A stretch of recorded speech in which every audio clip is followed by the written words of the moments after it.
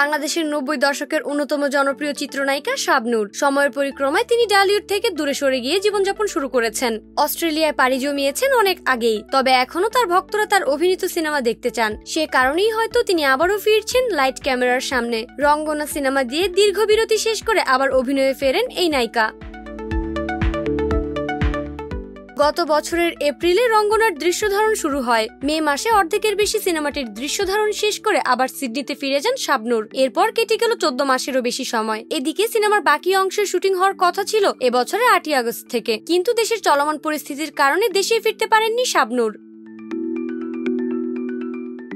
Australia থেকে তিনি জানিয়েছিলেন শুটিং করার অবস্থায় কেউ নেই। দেশের এই পরিস্থিতিতে কেউই শুটিং করতে চাইবেন না। পরিস্থিতি স্বাভাবিক হলে দেশে ফিরে শুটিং এর জন্য নতুন করে শিডিউল করবেন। তবে এরপর রঙ্গনার দ্বিতীয় ধাপের শুটিং শুরুর কথা থাকলেও পরে জানা যায় শাবনূরের নতুন শিডিউল পাচ্ছেন না এই নির্মাতা। মাঝপথে থেমে গেছে রঙ্গনার কাজ।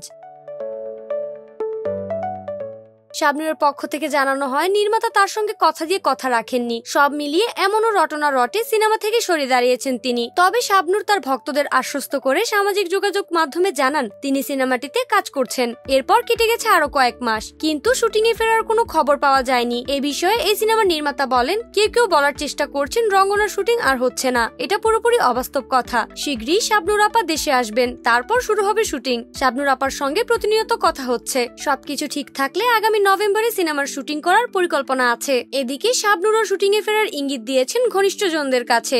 জানা গেছে এমনটাই।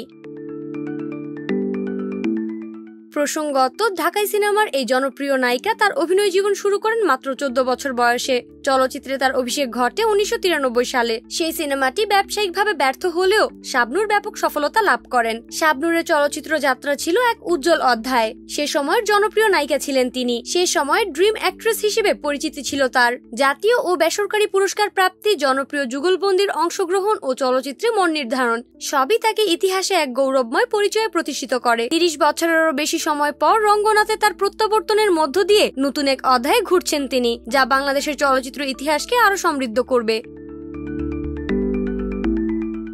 নাইমি জান্নাত ব্যাপ্তি, শোবিজ 24, ঢাকা।